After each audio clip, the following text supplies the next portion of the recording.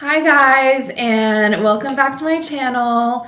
In this video, I'm going to do a quarterly book review. So I'm just going to go through all of the books that I read in the months of January, February, and March. So Q1, I can't believe already a quarter of the year is over. It's insane to me. But I did manage to read a good amount in a really wide variety of different genres and types of books. And I think for each of these books, I'll give it 1 of 3 ratings. It's either a must read from me or a check it out, see if it piques your interest. And then finally, if I don't recommend it, I'll just say you can give it a pass or you can give it a skip. So we'll start off with January. In January, I read 4 books.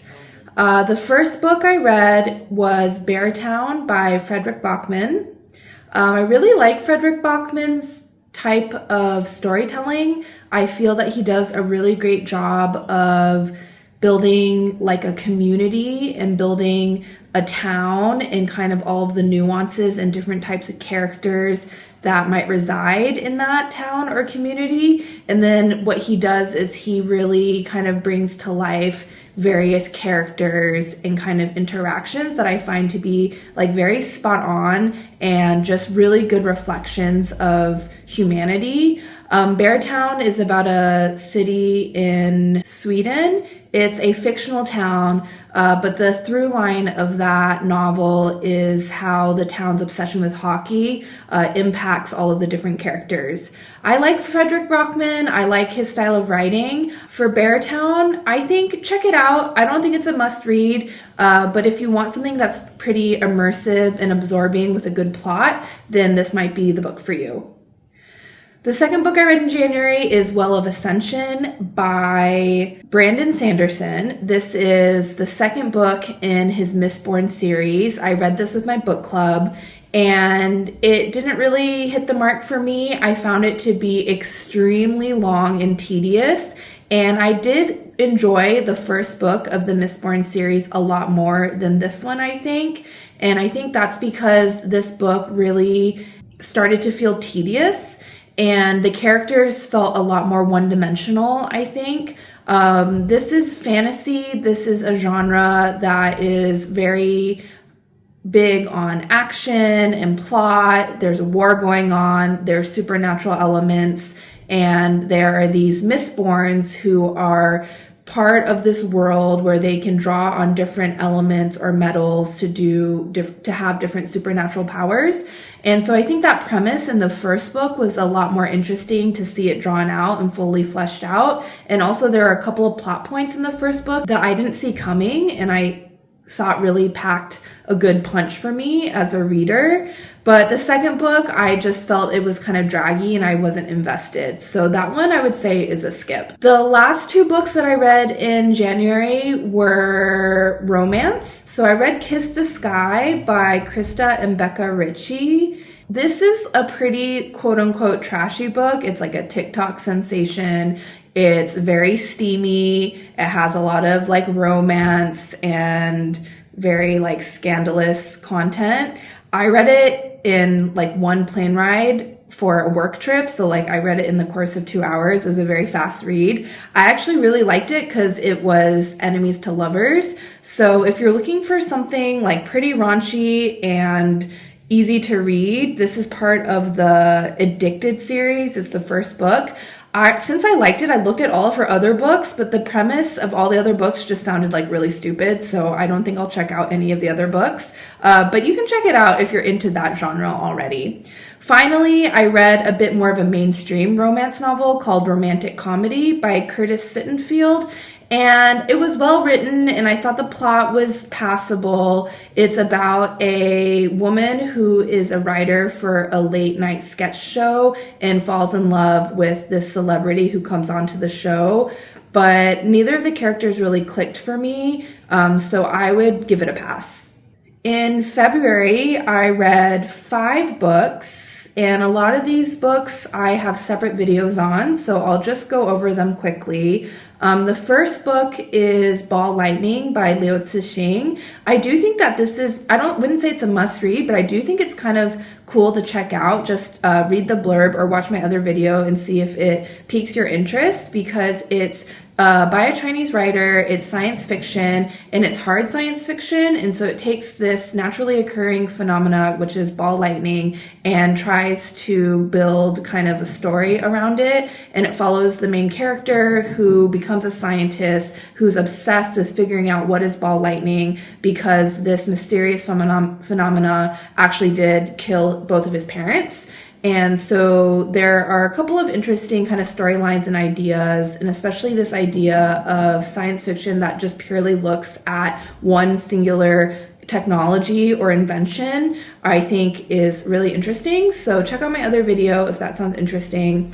Then for my book club, I read I Who Have Never Known Men by Jacqueline Harpman. I think this is a must read just because it's pretty short, it's pretty easy to get through, but I think the ROI is really good. I think it will have you thinking about what it means to live in society and kind of how we're conditioned to either conform or want things from group living, or if we aren't used to that, how we can kind of be liberated from those assumptions. And I would say the second reason to check it out is the book creates a really cool atmosphere. I did feel kind of suspended and almost like my senses were being deprived of stimulus while reading the book. So it's kind of an interesting state to be transported to. So that's I Who Have Never Known Men by Jacqueline Harpman. Then for my trashy romance for February, I read Twisted by Anna Huang, and I could barely finish this, and I don't really remember what it was about, so I would say just skip. It just always kept coming up in TikTok and like other lists of, romance you have to read that people seem to love. But, it's like kind of coming back to me. It's another like enemies to lovers. She falls in love with like her brother's best friend. But yeah, I think it's whatever. The fourth book I read in February is Sister Snake by Amanda Lee Koe. This is a must read. It's so fun. It's so enjoyable. It is a retelling of an ancient Chinese folk story about these two immortal snakes. The original story is pretty different than this retelling, but that's just kind of the framework that Amanda works in. It's not too integral to what she's doing in this book. And what happens in the novel is you basically follow this relationship between two sisters who are extremely different. One really craves stability and being able to pass and being accepted in society, and she's chosen to live in Singapore and has married a minister of the ruling party, and the other is much more of a free spirit, and she is grappling with whether she can ever be truly seen or if she can ever allow herself to be truly seen, because she's like this perversion and she's actually a snake. But she doesn't feel that way. I think she feels a lot more embodied in both of her snake and human forms. So anyway, it's kind of like a light read. There's some commentary about Singapore, but it's mostly just fun and just entertaining, and I think like a great book to just pick up if you want something that will be an entertaining story. The final book I read in February is a bit different for me. It's definitely something I'm interested in because I do read a lot of Singaporean fiction, but this is actually Singaporean nonfiction. I need to pick up on my Singapore nonfiction this year, especially with general election coming up. But this is a memoir that I read. It's the memoir of Winston Choo. It's called Winston Choo, A Soldier at Heart. And I actually found myself taking tons of notes because I thought the story of his life was actually really interesting and inspirational. He is definitely an institutional figure. He is definitely one that has had a career through the PAP. He's definitely, very much the traditional and kind of lauded story of someone who was very successful in Singapore. But having said that, the thing I learned from this memoir is in the early days of independence and pre-independence, there wasn't really even that mold yet. Now we kind of just refer and take for granted there is such a traditional pathway to success, and so much about Singapore seems to feel engineered and like very intentional. But it's really fun reading about the pioneer generation and the people who really didn't know what to do and kind of just fell into these leadership roles. And I don't say that to take away from Winston Choo's accomplishments, because he's definitely an extraordinary leader. And even though he tells his memoir with kind of like a boyish charm, and he's never really boastful, and he's always very humble when he describes his life and his achievements, I can definitely tell that he is a leader and someone who works really hard and has like a good head on his shoulders. So if you're unaware, Winston Choo was the director of general staff in the mid 70s, and then chief of the general staff from 1976 to 1990. So he was a really high-ranking military officer in the Singapore Armed Forces. And it's so interesting to hear him talk about his career, because he is describing these things coming together from scratch.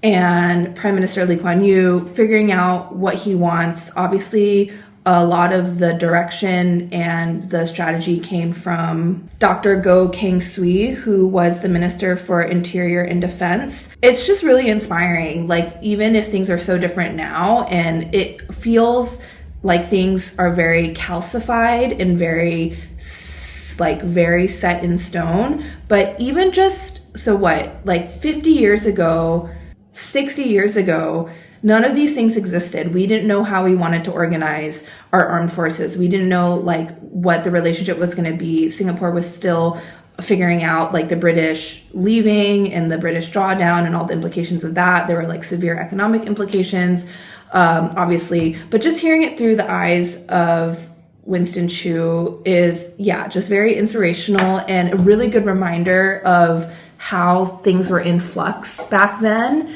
even though today they feel very set in stone. I really don't know much about the military, and even when I read stuff, it goes in one ear and out the next. But I'm trying to do better and definitely understand more about Singapore's setup, just because that's where I live and that's my interest. But just a shout out to Daryl for lending me this book, because I do feel like this was a very accessible level 100 way into understanding more. And like I said, the history is not that long actually to even begin with. So I do find it to be a lot more interesting because it's very personality driven, and it really feels, at least in the way the memoir is written, in the way that the personal history is told, that it was just really the founding fathers figuring out what they wanted to do. Obviously, the role of international advisory and sources of foreign aid and foreign counseling really played a big part in Singapore's building up in that foundational period. But definitely want to read more. I think this was a good start. In March, I read 3 books. I read Tuesdays with Morrie. So shout out to my friend Phil. I had a Christmas party last year where I asked everyone to recommend one thing that they really enjoyed. It could be a book or a film or a TV show or even a musical artist or a song. And my friend Phillip, he recommended Tuesdays with Morrie. And I think this is kind of a very light, almost self-help, but more of a reflective piece of nonfiction where essentially the author realizes that this one professor that he had, who was very influential to him in college, is about to pass away, or is battling with this terminal illness, and he goes back to see this professor. The professor starts imparting a lot of wisdom, and so he starts writing it down, documenting it, and that is what we get in the book Tuesdays with Morrie. At first I found it to be a little bit simple and kind of not trite, but just overly sweet and a little bit silly almost. But then when I started to give it more benefit of the doubt and kind of just think about some of the key lessons in it, I found it to be pretty impactful. A few of the lessons that I really think, even if they're well known or obvious, we still need to remind ourselves all the time. So the first is just how we're in such a like materialistic culture. And this book first came out in 1997, and that's probably why it feels a little bit dated. But honestly, if you distill the lessons, they're exactly the same and still relevant today, which is both helpful and also kind of sad. But the first is just really, you know, Morrie talks a lot about how so many of us are really fixated on the wrong things, and we're afraid to live lives that we want to live, and instead we're just very focused on external validation and also just like this culture of consumption. And this is before the advent of social media. Like, it's much worse now, and it's much more inherent in our existence for us to just consume, and for us to be products or our data to be monetized.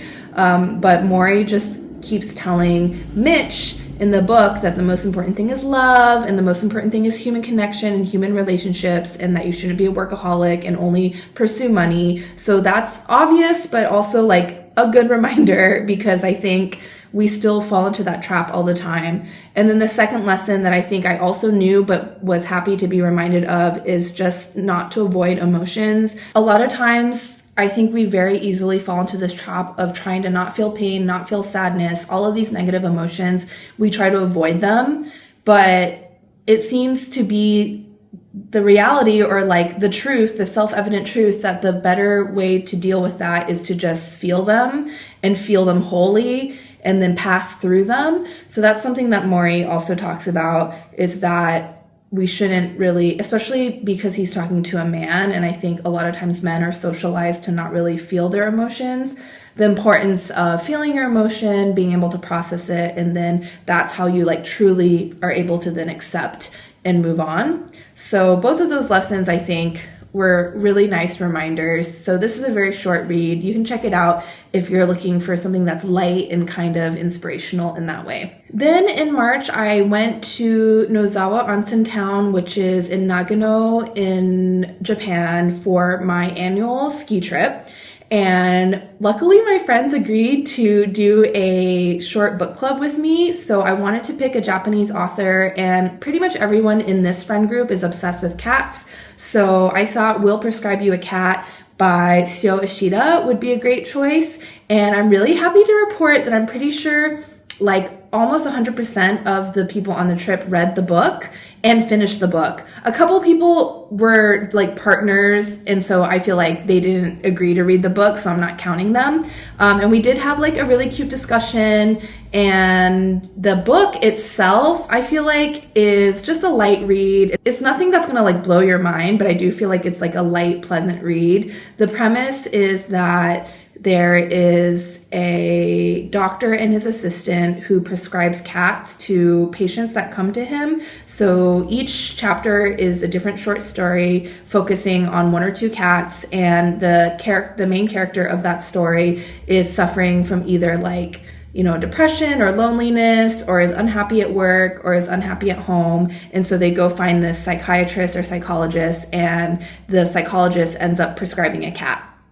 There were a couple stories that I thought were really cute, and I really enjoyed the way in which the cat kind of like first exacerbated the problem but then solved it. But some of the short stories were kind of weak and a bit thin, so I definitely feel like the first and the last short stories, which were trying to kind of tie everything together and also open up the book, were more thought out. But it's a fun read, especially if you like cats. I do wish the cats were more of a focal point. They're not really like a character in themselves. They're obviously really important because the whole point is that like cats can cure you of anything, which I kind of believe. I mean, I also love cats, but you don't really get to know the cats that well. And because there's so many stories and chapters, there's a lot of cats. So, I mean, they're all blurred together in my mind. Like, there's not really one cat that sticks out. So I kind of feel like maybe a better premise would be one single cat that like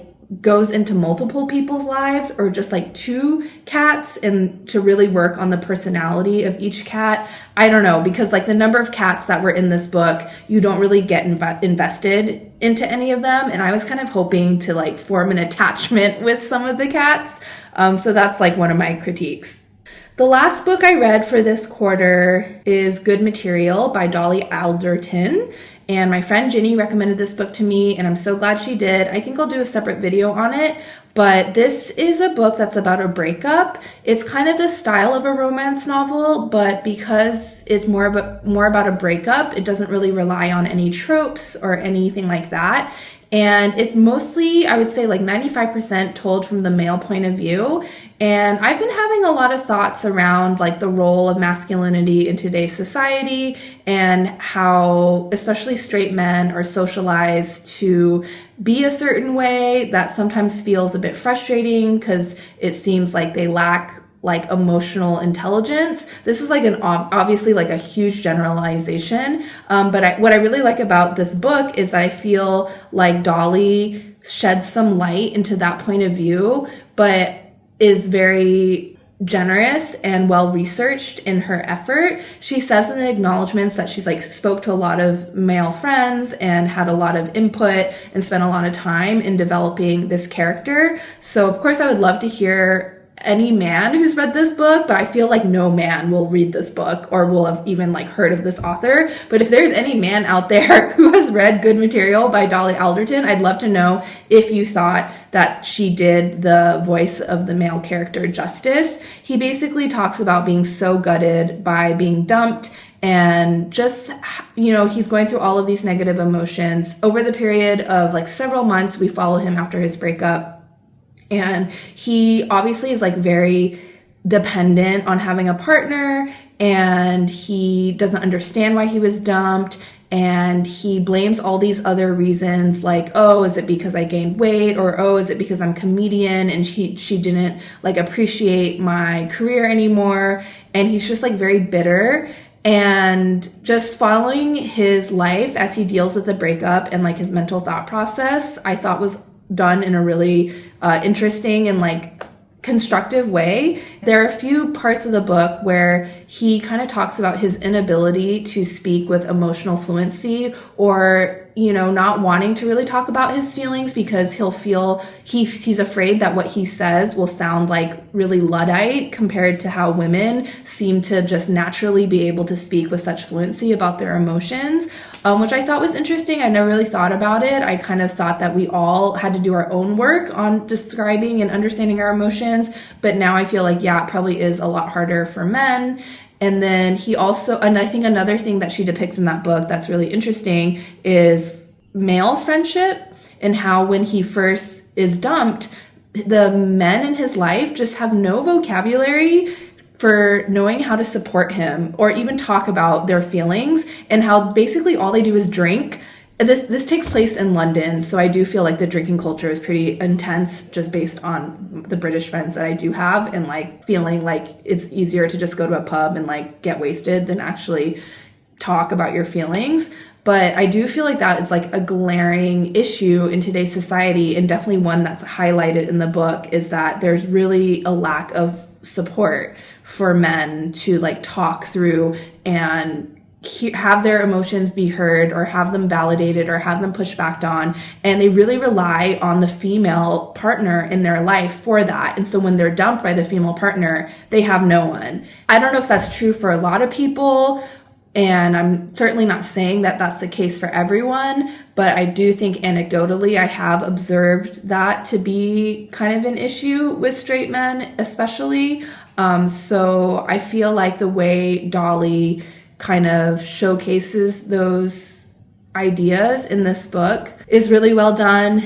And I definitely have a lot of like quotes that I highlighted because I think she really captures the current zeitgeist around dating and the fact that a lot of women feel that they don't need a partner because their lives are already 100% whole without someone to take care of, whereas I think a lot of men really do need feel that they want a partner in order to feel complete. Yeah, I'm not saying that's true. I just feel like that is like in the current societal zeitgeist, like more and more something that's popping up, especially as like women are waiting longer to get married or have kids or even have kids at all.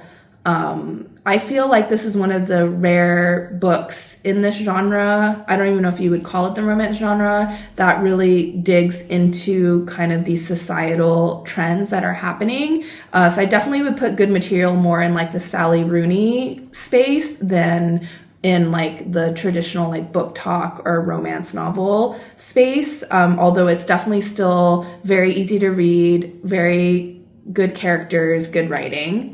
You do get the female point of view for maybe a few pages, and the few pages that you get the female point of view is just like, of course, like, yeah, the reasons why she dumped him are so relatable, and the woman character is just so self-actualized and like doesn't really need someone unless they're adding additional value to their life. I really relate to that. So yeah, if you're interested in, kind of like dating today, or like the roles of men and women in heterosexual couples and how that's playing out and kind of the dynamics, I feel like this is surprisingly a very thoughtful look at that. Thanks so much, guys, if you made it this far. I had a really good Q1 of reading. I really appreciate everyone who has been watching the videos and following along. I'm definitely not doing this for views. I'm just doing this for fun because I find it fun, and I really am doing it because I would love to hear if you have any book recommendations or if you read any of the books that I've read.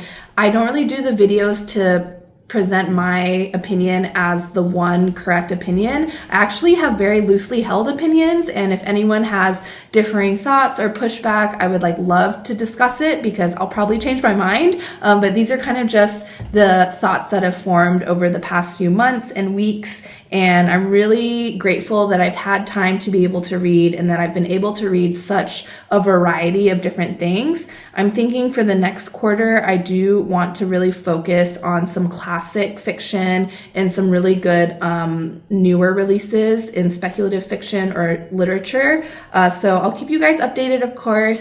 Thanks so much for watching, and I'll see you in the next one. I think a lot of times we try to avoid pain.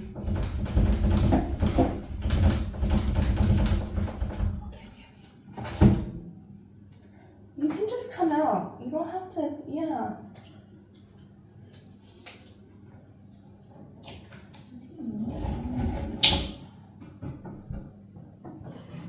Ooh, look. There's a little door for you.